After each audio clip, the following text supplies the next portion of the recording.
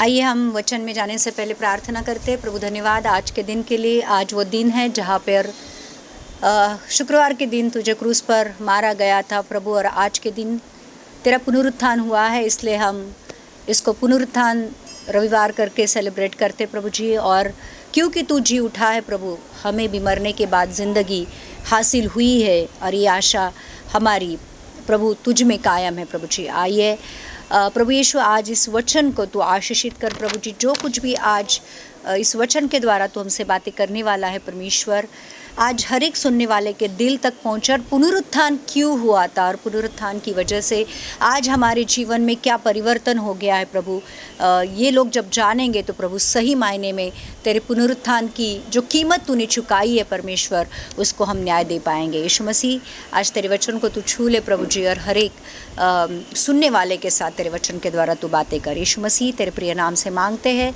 सुन और कबूल कर। सबसे पहले सबको पुनरुत्थान रविवार का हार्दिक शुभकामनाएं। आज हम यीशु मसीह का पुनरुत्थान का दिन, मैं ईस्टर संडे नहीं बोल रही हूँ क्योंकि ये ईस्टर संडे नहीं है, ये पुनरुत्थान दिन कहलाता है।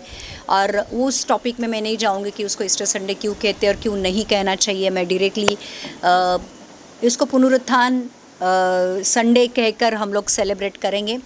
इस बात पर आती हूँ क्योंकि यीशु मसीह हमारा जो परमेश्वर है, हमें पाप से निकालने के लिए वो जो आदि में वचन था, वचन परमेश्वर के पास था, वचन परमेश्वर था, वो देह बनकर देहधारी होकर इस दुनिया में आया, हमारे लिए जिया, हमारे लिए मरा और हमारे लिए तीसरे दिन जी उठा। और यही एक सच्चाई है जो हमारे विश्वास को, जो यीशु पर है, जिसको दृढ़ करती है। और वो जी उठा और अब मरने का नहीं, और वो अनंत काल तक जिंदा रहेगा। यही हमें समझना है, क्योंकि कोई भी अभी तक जितने भी लोग मरे हैं, भले वो कितने भी बड़े नाम क्यों ना हो या उनके कितने भी बड़े काम क्यों ना हो, जितने भी लोग इस दुनिया में आए हैं वो मरे हैं और उसके बाद कोई ज़िंदा नहीं हुआ है।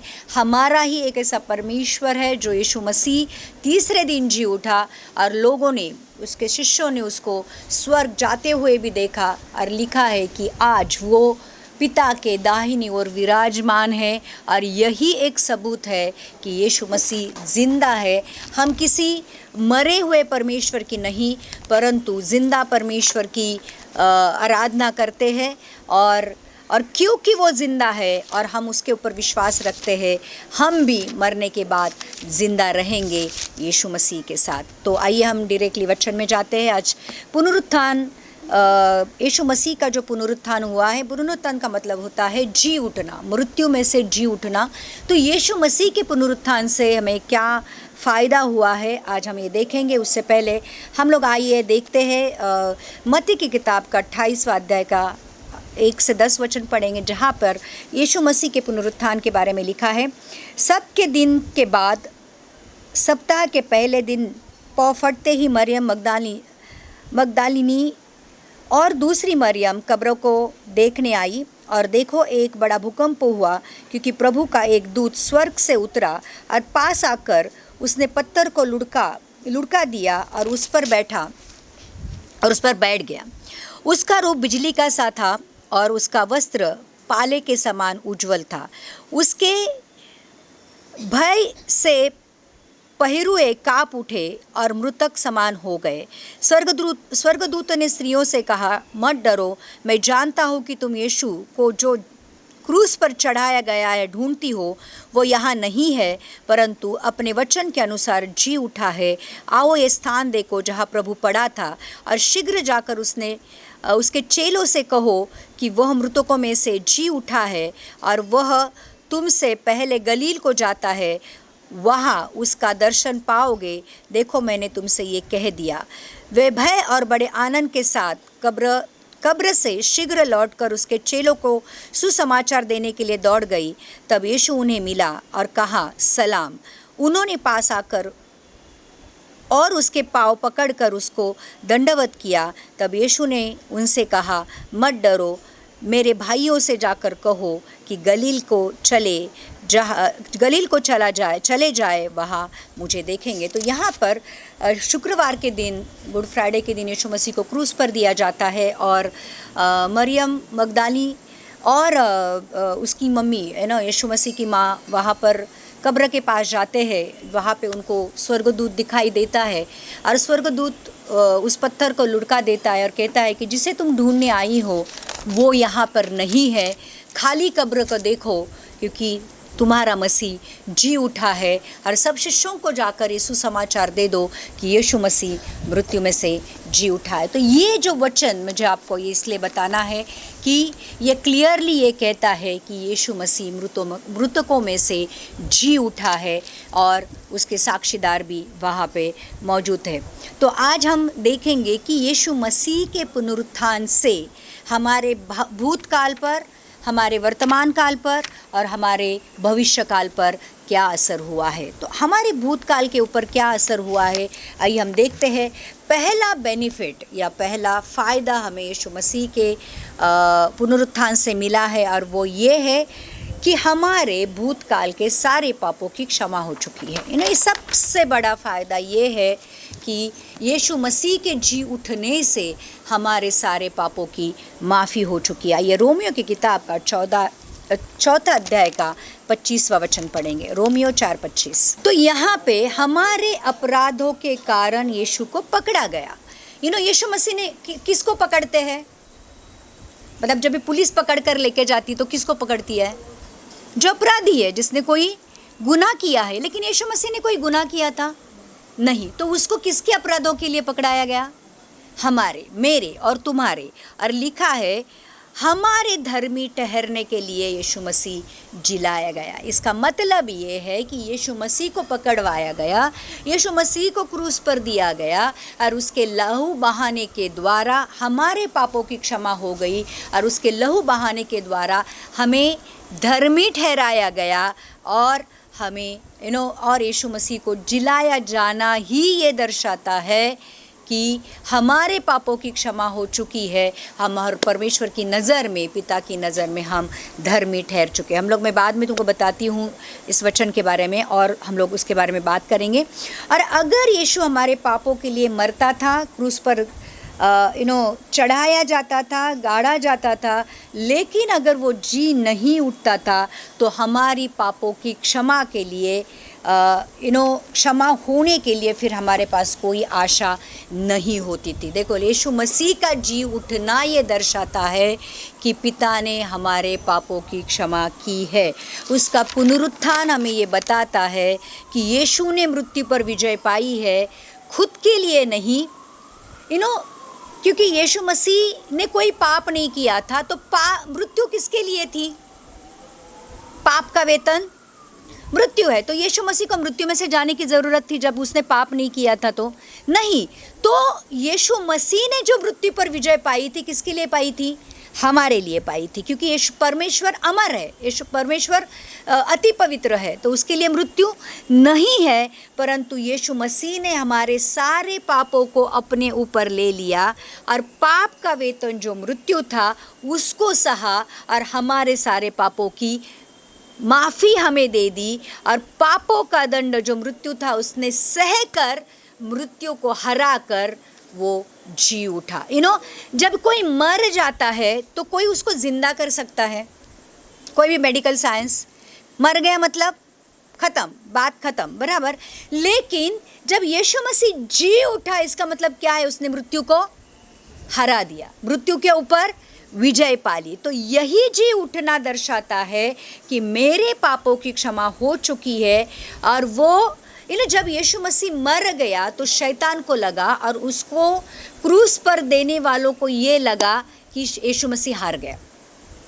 जब यीशु मसीह क्रूस पर मर गया तो सबको, शैतान को भी लगा कि मैंने यीशु मसीह को, जो परमेश्वर का पुत्र खुद को कहलाता था, मर गया। इवन शिष्यों को भी लगा कि यीशु मसीह मर गया और सब खत्म हुआ। लेकिन सब खत्म नहीं हुआ था, सब पूरा हुआ था। आमीन। क्योंकि यीशु मसीह आया ही इस दुनिया में इसलिए था ताकि क्रूस पर मरे और तीसरे दिन जी उठे। तो यीशु मसीह जब मर गया तो ख़त्म नहीं हुआ था, क्या हुआ? यीशु मसीह क्या कह के गया? पूरा हुआ। इसका मतलब है यीशु मसीह आया ही था मरने के लिए और उसने मरकर अपनी जो योजना थी परमपिता की उसके जीवन के लिए उसको पूरा किया। और वो ये बोल के गया, लूका की किताब का 19वां अध्याय का 10वां वचन अगर पढ़ेंगे लूक 19:10 में, क्योंकि मनुष्य का पुत्र खोए हुओं को ढूंढने और उनका उद्धार करने आया था। यीशु मसीह किस लिए आया था? हमारा उद्धार करने आया था। फिर मरकुस की किताब का 10:45 में लिखा है, मरकुस 10:45, ओके। क्योंकि मनुष्य का पुत्र इसलिए नहीं आया कि उसकी सेवा टहल की जाए, पर इसलिए आया कि आप सेवा टहल करें और बहुतों को छुड़ौती के लिए अपना प्राण दे। तो यीशु मसीह सेवा करवाने नहीं, सेवा करने आया था।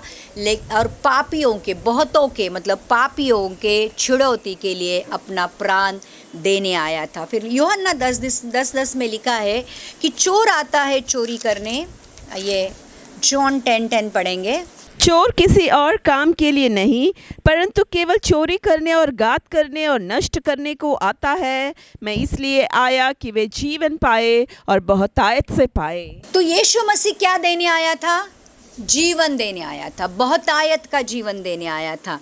और यीशु मसीह कह के गया कि जीवन का जल मैं हूँ, जीवन की रोटी मैं हूँ, मैं जगत की ज्योति हूँ। जो मेरे पीछे चलेगा वो प्रकाश में चलेगा, वो अंधकार में नहीं चलेगा।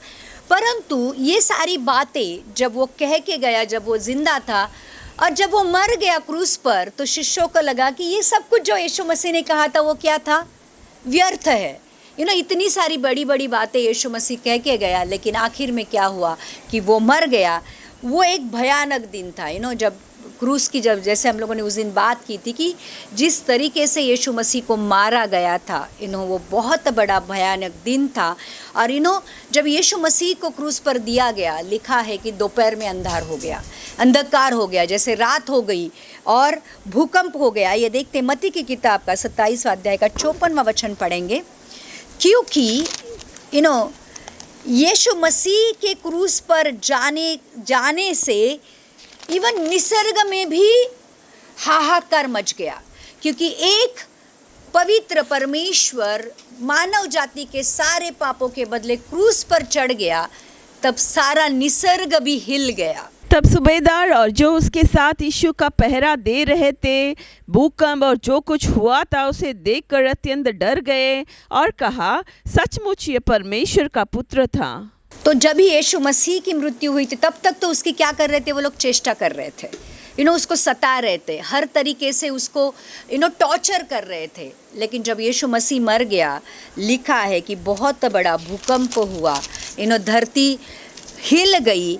और तब सूबेदार और जो उसके साथ यीशु का पहरा दे रहे थे, भूकंप और जो कुछ हुआ था उसको देखकर अत्यंत डर गए और कहा, सचमुच ये परमेश्वर का पुत्र था। तो यीशु मसीह की मृत्यु जिस तरीके से हुई थी, तो वो लोगों ने भी माना कि सचमुच ये परमेश्वर का पुत्र था, क्योंकि अभी तक जितने लोगों को उन्होंने क्रूस पर दिया होगा, कभी भी जो नज़ारा उन्होंने देखा होगा वो किसी के साथ नहीं हुआ होगा।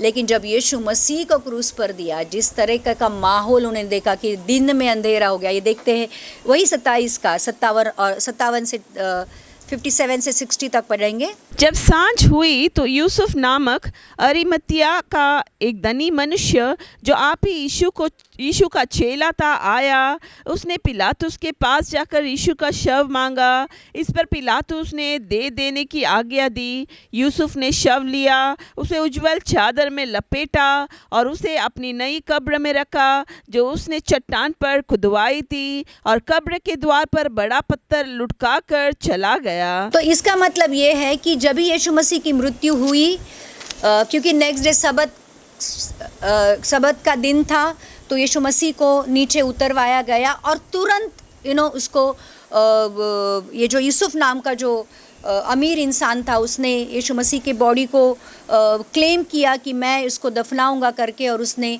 जो अच्छी कब्र खुदी हुई थी जिसमें इससे पहले किसी को नहीं रखा था, उस कब्र में एक सफ़ेद कपड़े में उसको लपेट कर उस कब्र में रख दिया। और लिखा है, देखो बहुत बहुत क्या बोलते हैं,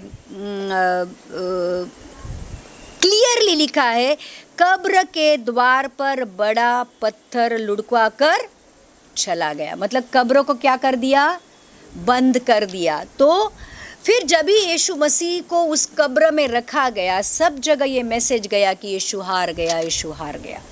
मतलब सब लोग जिन्होंने उसको क्रूस पर दिया था, सब लोग उनको बहुत खुशी हुई कि जो परमेश्वर का पुत्र खुद को कहला रहा था, उसको हमने क्रूस पर मार दिया।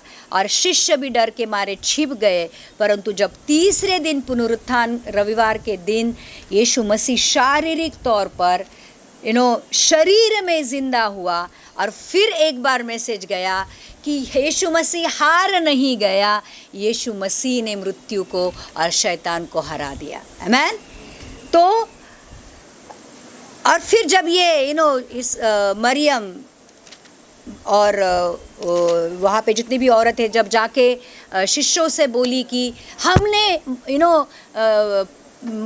मृत्यु में से जिलाए गए यीशु मसीह को देखा है, सब शिष्य लोग आनंद से भर गए, क्योंकि अब उनको मालूम पड़ गया कि हमारा मसीह मृत्यु पर विजय पाकर वापस से जिंदा हो गया। तो यीशु ने मृत्यु और नरक पर विजय पाई, यीशु ने पाप और शैतान के ऊपर विजय पाई है। तो पुनरुत्थान का जो संडे है, उस दिन यीशु मसीह ने मृत्यु और नरक पर और शैतान और पाप के ऊपर विजय पाई है। पुनरुत्थान एक सिंबल है, एक स्टैम्प ऑफ अप्रूवल है, एक गारंटी है कि पिता ने सारे मानव जाति के पापों के बदले यीशु मसीह ने जो बलिदान या जो भुगतान या जो वेतन पाया है, उसको अप्रूव किया है।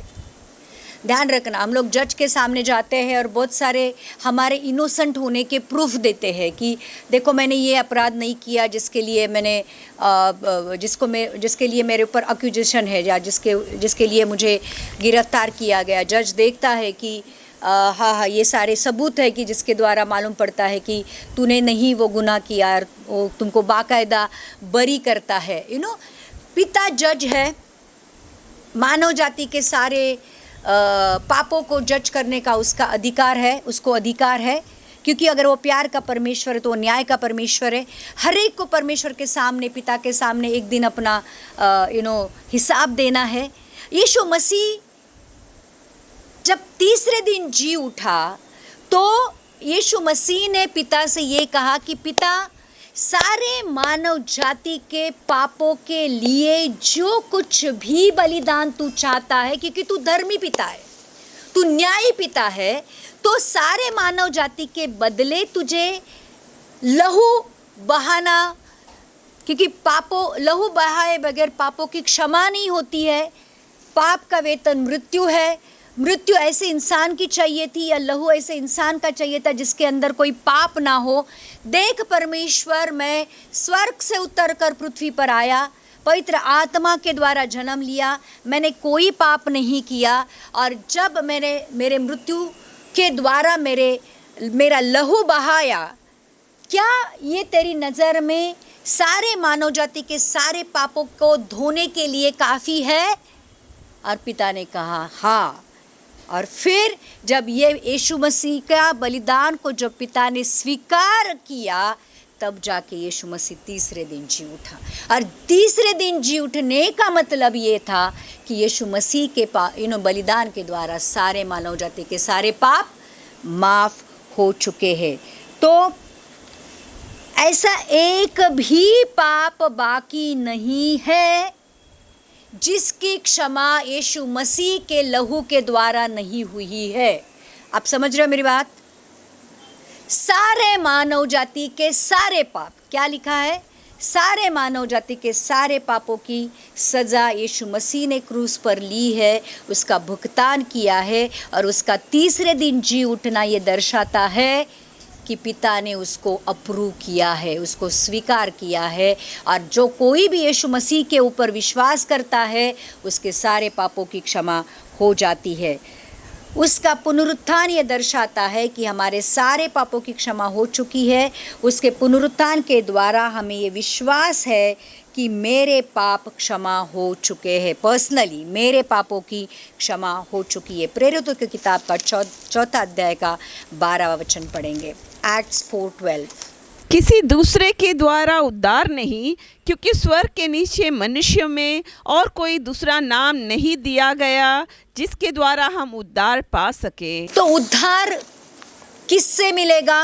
सिर्फ और सिर्फ देखो, जिसने पाप का भुगतान किया है, जिसने हमारे पापों के बदले क्रूस पर जान दी है, वही हमारा उद्धार कर सकता है।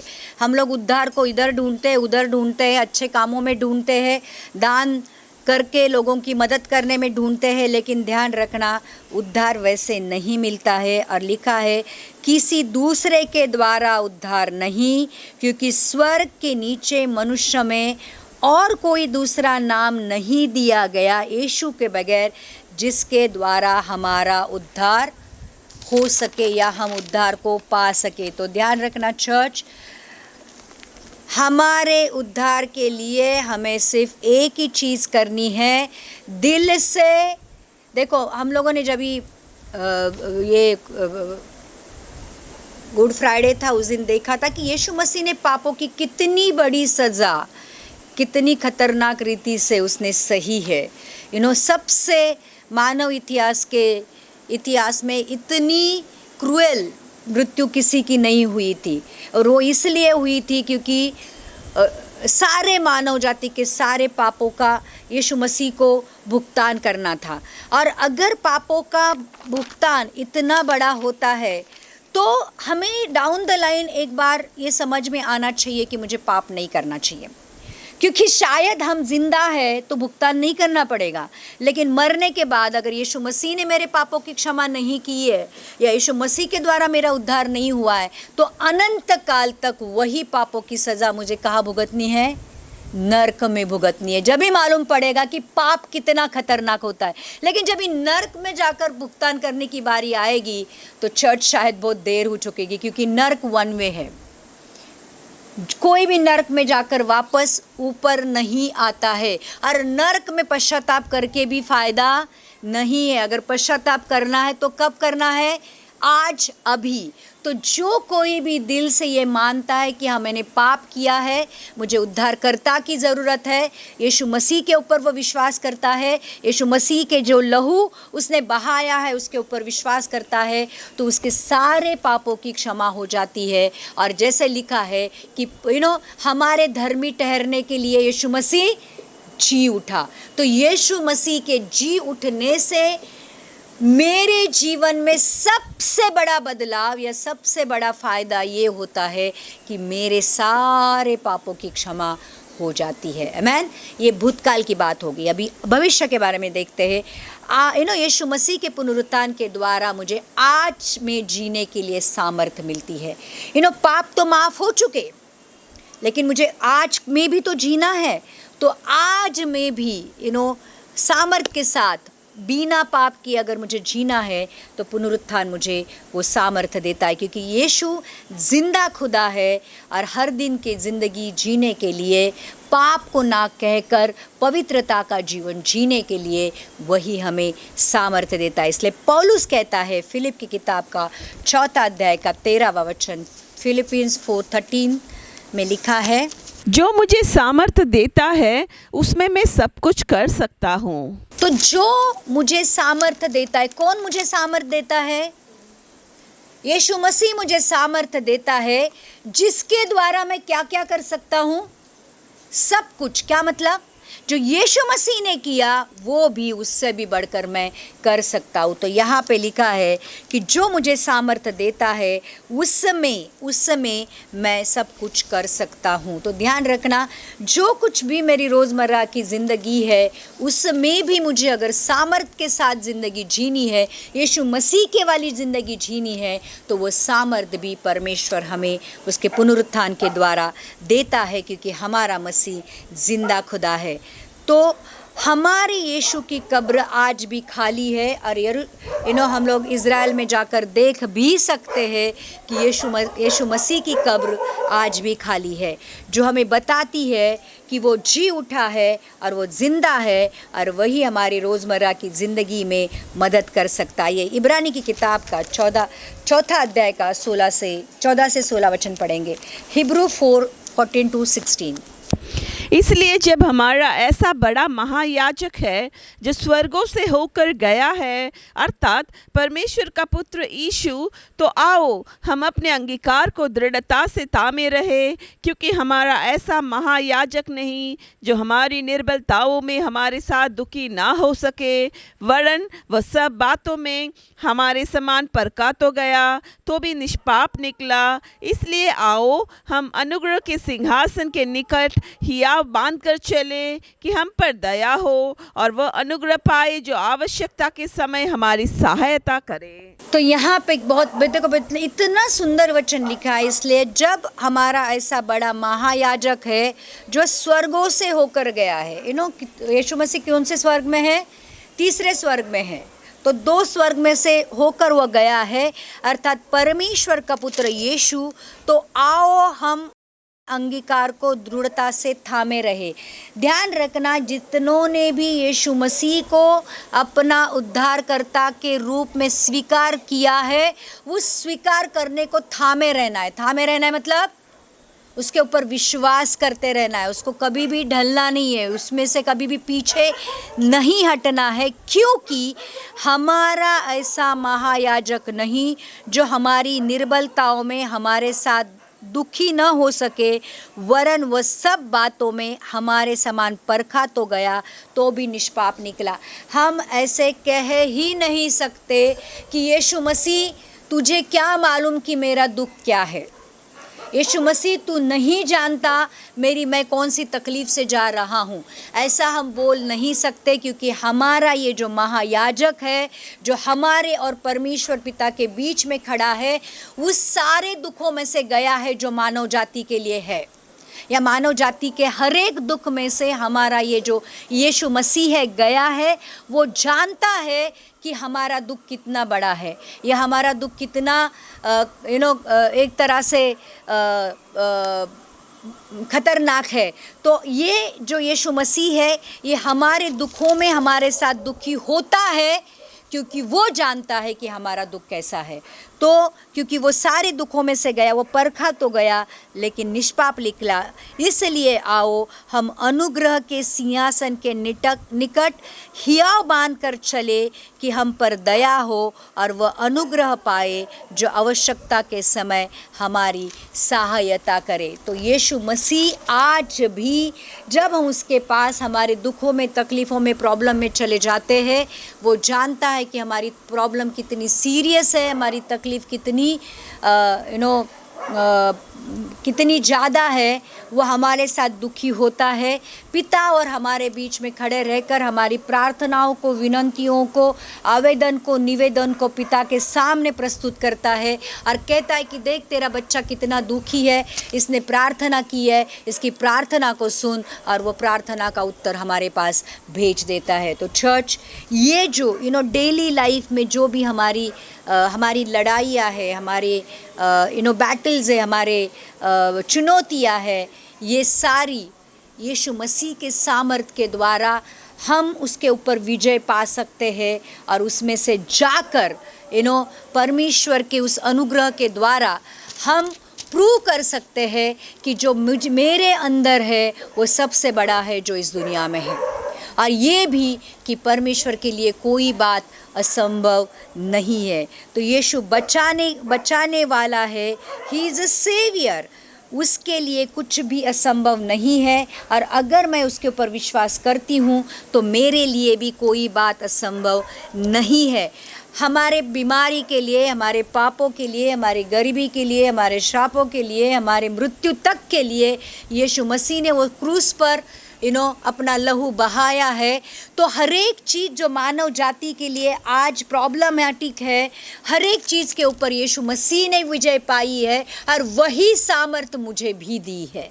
तो ऐसी कोई भी प्रॉब्लम नहीं है या ऐसी कोई भी चीज़ हमारे जीवन में नहीं है जिसके ऊपर मेरे अंदर जो सामर्थ्य डाली गई है वो विजय नहीं पा सकती है। तो ऐसा कभी नहीं कहना कि मेरे लिए मुश्किल है, मेरे लिए असंभव है, मेरे सहने के बाहर है। चर्च, परमेश्वर ने वो असीम सामर्थ तुम्हारे अंदर डाल के रखी है, जिस सामर्थ ने यीशु मसीह को मृत्यु में से जिलाया है। तो रोज़मर्रा की जो ज़िंदगी है उसके लिए अगर जीने के लिए हम अगर हमारे अंदर हमारी नज़र डालकर देखेंगे, वो सामर्थ हमारे अंदर ऑलरेडी उपस्थित है। अब वो सामर्थ का कितना आपको मदद लेनी है ये आपके ऊपर है। मतलब जैसे आपके लिए मदद अवेलेबल है, आपके लिए सामर्थ अवेलेबल है, अभी आपको उसकी मदद लेने के लिए लेने की रोते बैठना है, ये आपके ऊपर है। लेकिन जिस किसी ने भी उस पवित्र आत्मा के सामर्थ को पहचाना है और उसको रोज़मर्रा की ज़िंदगी में लेके आया है, चर्च, उसने हर एक प्रॉब्लम के ऊपर विजय पाई है। आमीन। तो हमारे लिए यीशु मसीह ने वो ताकत और सामर्थ दी है रोज़मर्रा की ज़िंदगी जीने के लिए। तो पुनरुत्थान के द्वारा क्यों पुनरुत्थान महत्वपूर्ण था मालूम है? क्योंकि हमारा परमेश्वर जिंदा खुदा है, जो आज भी देखता है, आज भी सुनता है, आज भी महसूस करता है, आज भी मदद करने की सामर्थ्य रखता है। आज भी वो हमारे ऊपर उसकी आंखें टिकी हुई है। तो ये एक बहुत बड़ा चीज़ मुझे दिलासा देकर जाती है कि मेरा परमेश्वर जिंदा खुदा है, जो देखता है, सुनता है, पहचानता है, विचार करता है और मेरी मदद भी करता है। आमीन। तीसरी बात ये था वर्तमान के बारे में, और तीसरी बात पुनरुत्थान के द्वारा मेरे भविष्य के लिए हुई है कि हमारे भविष्य के लिए आशा है। भविष्य के लिए यीशु मसीह हमें आशा देकर गया है कि अगर यीशु मृत्यु में से जी नहीं उठता तो हमारे भविष्य के लिए कोई आशा नहीं होती, और मरने के बाद हम कहाँ जाएंगे हमें भी नहीं पता होता था। तो यीशु जिंदा है तो हमारे लिए भी क्या आशा है, क्योंकि जो कुछ भी उसने कहा पूरा हुआ। मरने से पहले जो कुछ भी उसने कहा था वो मरने के बाद भी पूरा हुआ है। तो भविष्य के लिए भी जो उसने कहा है वो भी पूरा हो जाएगा। तो 1 करंती 6:16 में लिखा है, 1 करंती 6:14, परमेश्वर ने अपनी सामर्थ से प्रभु को जिलाया और हमें भी जिलाएगा। तो क्या आशा है हमारे लिए चर्च?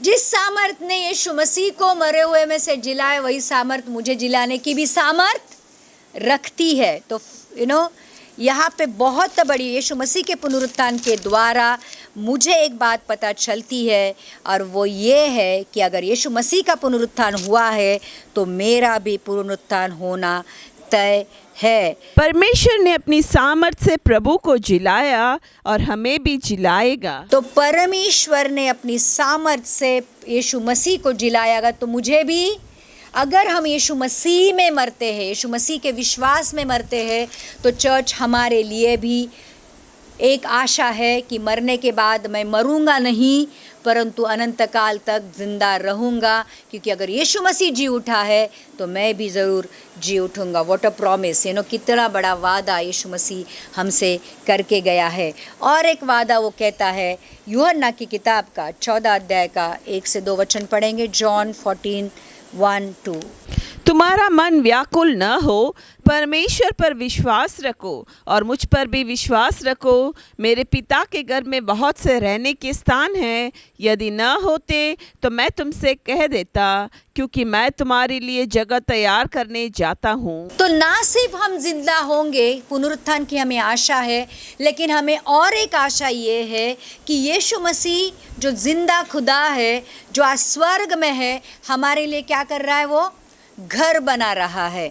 और क्योंकि वो घर बना रहा है, वो वापस आएगा और हमें लेके जाएगा उस घरों में रहने के लिए, उसके साथ अनंत काल तक जीने के लिए। तो यहाँ पे लिखा है कि तुम्हारा मन व्याकुल ना हो, परमेश्वर पर विश्वास रखो और मुझ पर विश्वास रखो। मेरे पिता के घर में बहुत से रहने के स्थान है, यदि न होते तो मैं तुमसे कह देता। और क्योंकि यीशु मसीह ने कहा है मैं तुम्हारे लिए जगह करने जाता हूँ, और ये जो जगह है ये यीशु मसीह ने अपने हाथों से बनाए हुए घर है, जहाँ पे हम मरने के बाद रहने के लिए जाएंगे। स्वर्ग एक सुंदर जगह है।